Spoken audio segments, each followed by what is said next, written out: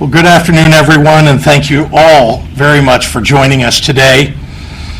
Events that once seemed unimaginable in this nation have now been going on for almost a half a year, and for too many, there has been enormous loss. The COVID-19 pandemic is still very much a part of our lives, but despite its toll, Illinoisans have demonstrated an unsurpassed spirit of generosity and compassion for their friends and neighbors and their communities. And so many have met this moment and done so much good. 6 months ago, when the virus was just beginning to disrupt people's lives and so many were badly in need of assistance, I knew that we would need to offer not only help from the public sector, but also from the private sector.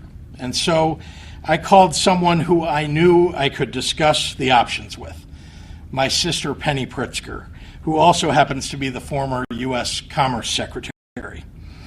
And she immediately volunteered to grab the reins of the effort and to lead. Already the need was unfolding beyond a scale modern-day government had ever seen. And the best response would be all hands on deck, private and public efforts alike, to meet it. Penny's never heard of anything that she didn't do all the way. Within a week, this initiative had launched, and she had an incomparable job steering it, building a team, and raising tens of millions of dollars from individuals, from foundations and corporations, in record time. With that, the Illinois COVID-19 Response Fund was born, and it answered the call when our state needed it most and before the federal government had begun to help. When the family bills couldn't be paid, when people were trying to find connectivity for work and school, when pictures of empty grocery stores went viral on social media and paychecks were unpredictable. In no time at all, the fund was addressing the need and donors were stepping up. To all the Illinoisans who joined this effort, to Penny and the Response Fund team, large corporate donors, family foundations, small businesses who stepped up to help their neighbors and each other out, every individual who gave what they could spare to help out those in need. On behalf of a grateful state of Illinois, thank you, thank you, thank you. With today's fifth and final announcement of $7.5 million in grants, the fund will have distributed over $30 million around the state, serving over 114,000 families in the first 3 rounds of funding alone. And importantly, that support hasn't just been fast, it's been smart, it's been fair and equitable. This final round of funding operated with an eye for the disproportionate burden that this virus has placed on the shoulders of communities of color, both financially and physically. In making its decisions about what supports to offer, the fund looked first at where there were a dearth of dollars already available. They quickly saw that only pennies on the dollar have historically reached beyond the Chicago region.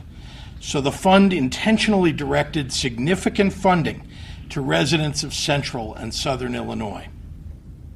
One of the grant-making working group members from downstate said, "Stories in our local newspapers show how the fund changed the trajectory for folks. Organizations here are grateful that they could participate." There are many stories of how the fund benefited those most in need, and I'm grateful to be joined today by 3 grantees of the fund to share their stories for themselves. Alexandra Sosa, the executive director of the Farm Worker and Landscaper Advocacy Project, which received a $900,000 grant to provide direct cash assistance to Latinx community members. Tracy Dace, the executive director of the Dream Opportunity Center, which received $400,000 for a workforce development initiative focused on serving Black families and individuals. and Elise Sawyers, Executive Director of Community Health Partnership of Illinois, and the recipient of the largest fund grant to provide healthcare services in rural communities via a mobile medical unit. Of course, we don't celebrate this fund in a vacuum.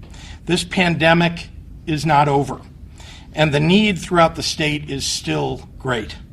I'm grateful to those behind this project and Illinoisans across the state for continuing to rise to meet this moment. To those who are still interested in giving, the Illinois COVID-19 Response Fund website remains a resource. There you can find a list of many of the great organizations serving communities in every corner of our state. More information is available on Illinois, that's IL, COVIDResponseFund.org. Let me say that again, IL, COVIDResponseFund.org. I also know that Illinoisans need space to grieve and to heal. And while the challenges visited upon everyday lives are many, the greatest pain of all is the human toll. Today we said goodbye to another 7 Illinoisans. May their memories be for a blessing. Such a loss has a profound impact on all of us. With many of our traditional methods of grieving and honoring those we lost put on hold by this virus, I want to invite everyone to tune in tomorrow to our second COVID-19 memorial, streamed live from Springfield at 6:30 p.m. In the meantime, let us find solace in the incredible commitment of Illinoisans to be there for one another.